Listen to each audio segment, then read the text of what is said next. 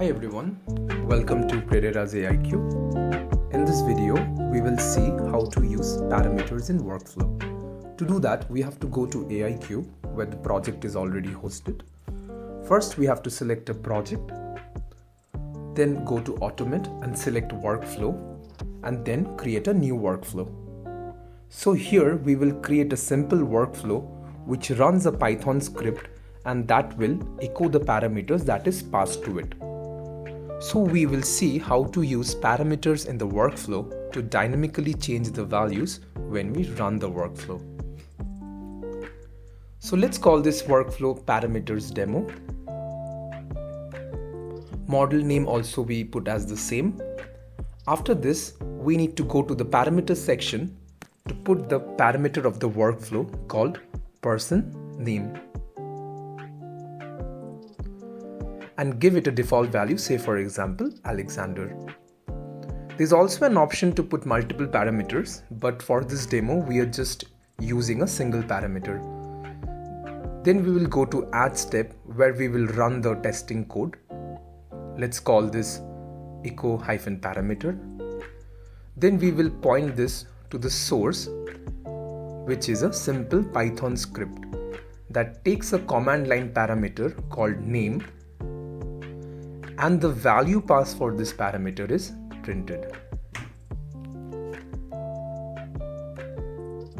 Okay, so let's go ahead and add the script and then seclude the script with this. And then we need to pass the parameter to it.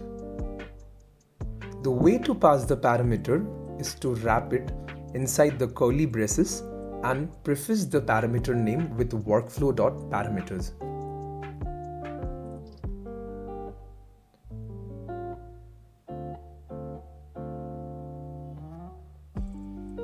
The parameter that we created is person-name, so we put that and prefix it with workflow.parameters, and the entire thing will be wrapped in curly braces.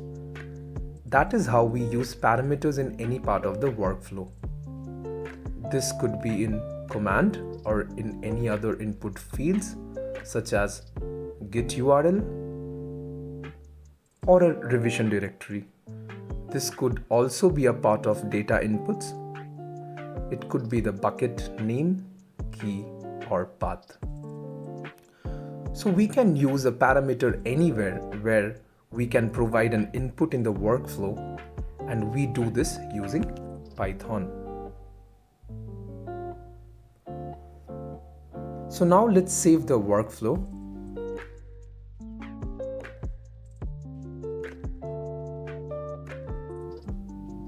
So now when we try to run this workflow, it will prompt us to provide a value for the parameter that we have configured for the workflow.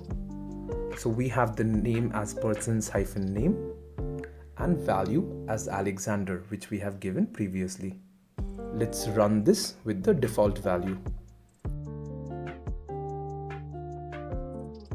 So the workflow is running now.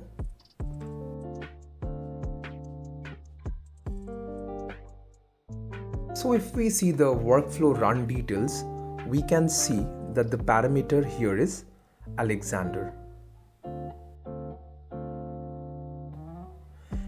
And if we see the output of the code, we can see that the name was echoed in the output, and we can see the parameter and the value that was provided to the script. Now let's try to run this again with a different value. So if you go back to the workflow and click the run, it will again prompt us to change the values of the parameter here and give another value, say for example Natasha, and run it.